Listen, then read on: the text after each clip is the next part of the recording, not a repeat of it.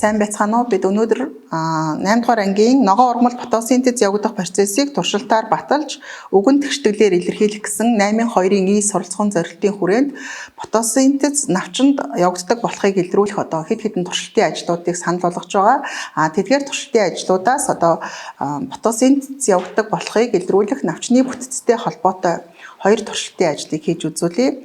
За тэгэхээр фотосинтез явагдахад навчны бүтцэд оролцдог хлорофилийн нөлөөг илрүүлэх туршилтын ажлыг хийж үзүүлэхэд үр дүн нь бол маш тодорхой гардаг. Мөн фотосинтез явагдахад гэрэл зайлшгүй оролцдог. Гэрлийн нөлөөгөөр фотосинтез явагдсанаар навчинд цардуул үүсдэг болохыг туршилтын ажлаар илрүүлэх боломжтой байдаг. За тэгэхээр хүүхдүүдэд шинжлэх ухааны арга барил эзэмшүүлэх үүднээс аливаа туршилтын ажлын өмнө бид нар хүүхдүүдээрээ энэ туршилтын үр дүнг эхлээд таамаглуулах шаардлагатай. За тэгэхээр хүүхдүүд маань навчны бүтэц фотосинтезийн процессын тухай бол эхлээд багш бол онлын түвшинд судалсан байх шаардлагатай. Ингээд судалсан мэдлэг дээрээ үндэслээд ерөнхийдөө фотосинтез явагдахад гэрлийн нөлөөг илрүүлэх ямар боломжтой вэ? Үнэхээр гэрэлгүй тохиолдолд фотосинтез явагдаж навчинд цардуул үүсэхгүй гэдгийг хэрхэн илрүүлэх боломжтой вэ гэдэг талаар ярилцаж болно.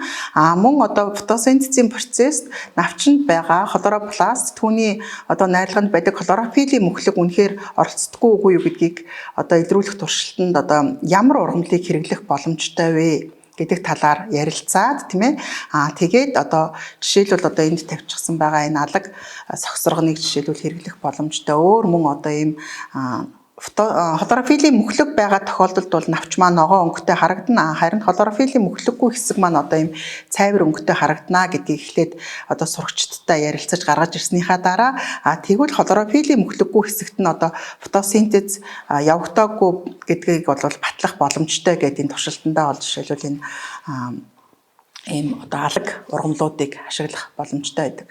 За тэгээд таамаглалаа төвшүүлээд хүүхдүүдтэйгээ ярилцсны дараа тэгвэл гэрлийн нөлөөг илрүүлэх гэдэг учраас өмнө нь гэрэлд байсан ургамлын навчинд бол цардуул байх уугүй юу гэдэг дээр бол бас ярилцах хэрэгтэй. Тэгэхээр мэдээж байнга гэрэлтэй нөхцөлд байсан ургамалд маань цардуул үүссэн байна гэсэн дүгнэлтэнд хүрээд тэгвэл эхлээд бид үнэхээр навчинд гэрлийн нөлөөг илрүүлэх гэж байгаа учраас эхлээд тухайн ургамлыг цардуул гүйжүүлэх ёстой юм байна гэсэн ойлголтод хүрэх хэрэгтэй хэлэлцүүлгийн явцад. Тэгэхээр яаж цардуул гүйжүүлэх вэ гэхээр гэрлийн нөлөөгөөр үүссэн цардуулыг хэрхэн цардуул гүйжүүлэх вэ гэдэг дээр харанхуй нөхцөл байлгах хэрэгтэй мэн гэж тогтоод багш болохоор ерөнхийдөө 72 цаг байлгахад бол өмнө нь үүссэн цардуул бол тухайн ургамалдаа хэрэглэгдээд навчинд бол цардуулын мөхлөг хадгалагдаагүй байна гэдгийг хэлж өгөөд ингээд ургамлаа бол харанхуй нөхцөл 72 цаг байлгах хэрэгтэй.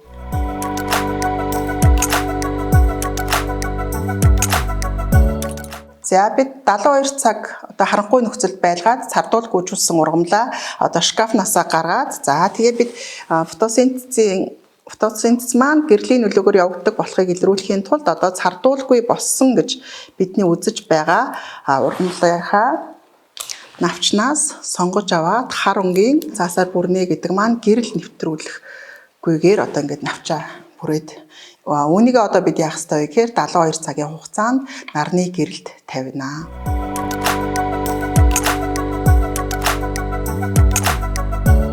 Бид гэрлийн нөлөөгөөр навчинд цардуул үүсдэг болохыг илрүүлэх туршилт хийхин тулд эхлээд ургамлаа цардуул гүйжүүлээд 72 цаг болгоод дараа нь бид нарны гэрэлд хар юугаар цаасаар бүрээд нарны гэрэлд 72 цаг байлгасан байгаа. За ингээд цөмөрөө нарны гэрэлд ил байсан нэг навч мөн бидний хар цаасаар боож үлдээсэн фотосинтез явагдаагүй байх учиртай ийм 2 навчинд харьцуулаад гэрлийн нөлөөгөөр ургамлын навчинд цардуул үүсдэг хэсгийг илрүүлэх туршилтаа хийн. Мөн үүнтэйгээ зэрэгцүүлээд бид сонгож авсан энэ цагаан өнгөтэй хэсэгт нь бол бидний таамаглаж байгаагаар юу гэж үзэж болох вэ гэхээр энэ цагаан өнгөтэй хэсэг маань хлорофилийн мөхлөг байхгүй буюу фотосинтез явагдаагүй хэсэг гэж үзэж байгаа. Энэ согсоргоны навчнаас мөн адил жижиг хэрчмийг бэлдээд ингээд энэ 3 ширхэг навчиндаа болохоор цөмөрөө фотосинтез явагдаж цардуул үүсгэхэд хлорофилл нөлөөлдөг, фотосинтез явагдаж цардуул үүсгэхэд гэрэл нөлөөлдөг, фотосинтез явагдаж цардуул үүсгэхэд хэрвээ харанхуй байх юм бол явагдахгүй гэсэн энэ 3 нөхцөл маань одоо биелэгдэх нь үгүй юу гэдгийг туршилтаар цардуулыг илрүүлэх туршилтаар баталж үзүүлье.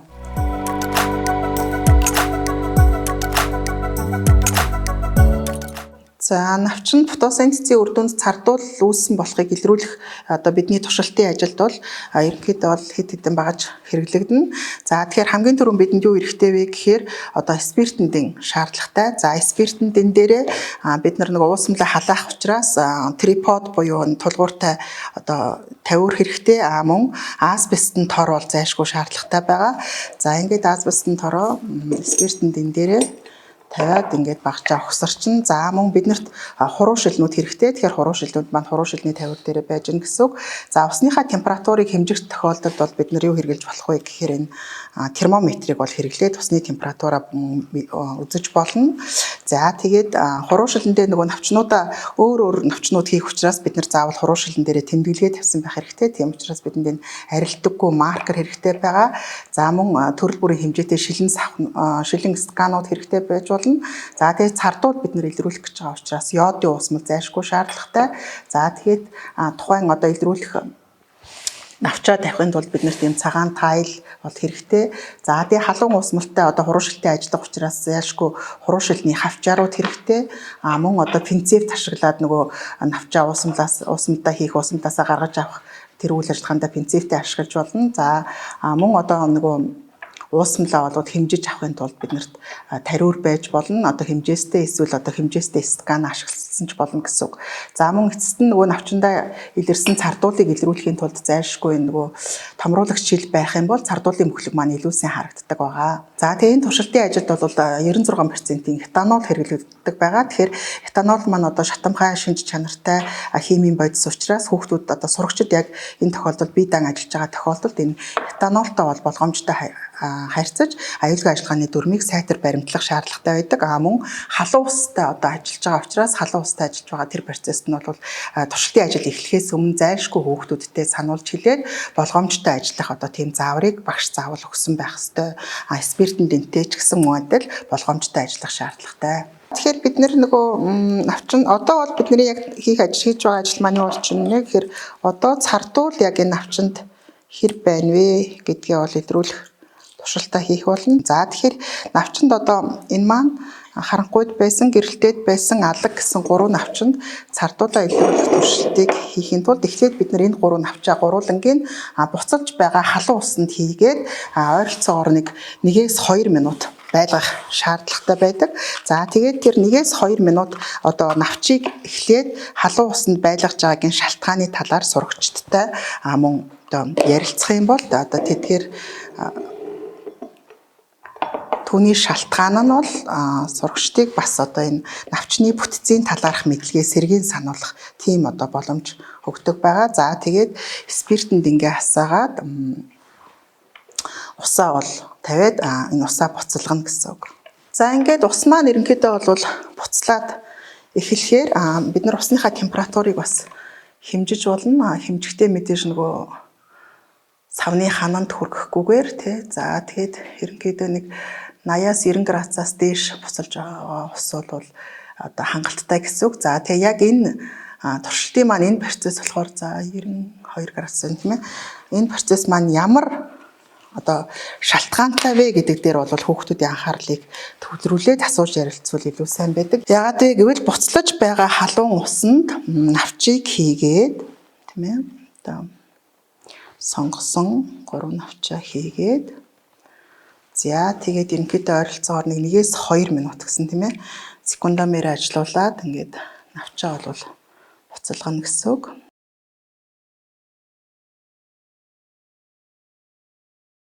Халуун усанд навчаа хийснийхаа дараа бид нар яах хэрэгтэй вэ гэхээр 3 хуруу шилэндээ этанолын уусмал бэлдэх хэрэгтэй.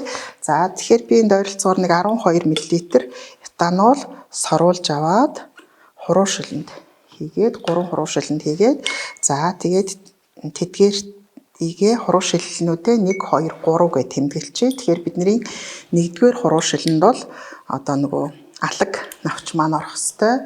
2-р хуруу шилэнд болохоор наранд байсан тийм ээ ургамлын навч маань орох хэвээр. 3-р хуруу шилэнд болохоор нөгөө хар цаасанд болттой байсан навч маань орох ёстой гэсэн үг. За тэгэхээр 96%-ийн этанолын уусмалд яагаад хийх шаардлагатай вэ гэдэг талаар мөн сурагчдаас бол асууж ярилцвал бас нөгөө туршилт нь дүгнэлт хийж авахд бол илүү туршилтын үйл явцыг сурагч баримжаалах тэгээд таамаглах тэр үйл явцад бол илүү сайн нөлөөлдөг. За ингээд хугацаа маань 2 минут боллоо. За 2 минут буцалсан халуун усанд байсан навчаа цөмөрөө гаргаад за 3 навчаа өөр өөрсдийнх нь дугаартай хуруу шилнүүд рүү хий. За ингээд буцалсан халуун усанд байлгасан 3 навчаа 96%-ийн этанолын уусмалт хийгээд за этанолын уусмалт хийх шалтгаан юу вэ гэдэг дээр бол бас сурагчдтай одоо ярилцах хэрэгтэй. Эсвэл одоо энэ туршилтыг эхлэхээс өмнө сурагчдад энэ цардуул илрүүлэх үе шат болгоны одоо шалтгааныг бас тайлбарлаад өгсөн байвал сайн байдаг. За тэгэхээр бидний нөгөө навчинд байдаг гол ногоон өнгөтэй болгож байгаа хлоропиллийн мөхлөг маань этанолын уусмалд маш сайн уусдаг байгаа. Тэгэхээр хлоропиллийн мөхөлгийг этанолын уусмалд уусгаж авснаар навчинд үүссэн цардуулыг бол арай илүү таних боломжтой. Яагаад вэ гэхээр ногоон өнгөтэй хэсэг маань болохоор цардуулын одоо нөгөө жижиг мөхлгүүдийг ялгаж харахад хэцүү байдаг учраас хлоропиллийн мөхөлгийг нь уусгаж авахын тулд этанолын уусмалт хийж байгаа. Ингээд этанолын уусмалт хийсэн энэ юугаа болохоор дээжүүдээ болохоор нөгөө өмнөх буцалсан халуун усандаа одоо ойролцоогоор 3 минут байлгах шаардлагатай. 3-аас 5 минут. Ер нь бол сайн уусгаж авъя гэх юм бол 5 минут байлгах шаардлагатай байдаг. За ингээд 5 минут байлгах явцдаа сурагчдаараа мөн энэ туршилтын үйл явцыг ажиглуулж болно. Одоо юу нь илүү ажиглагдах ёстой вэ гэхээр хийсэн навчны маань өнгө цайвар болоод харин уусмлын маань өнгө илүү ногоорох ёстой гэдэг дээр. Тэгээд яагаад ногоорч байгаа вэ гэдэг дээр этанол маань хлоропиллийн мөхлгийг шингээж байгаамаа гэсэн тийм дүгнэлтийг бол гаргуулах ёстой.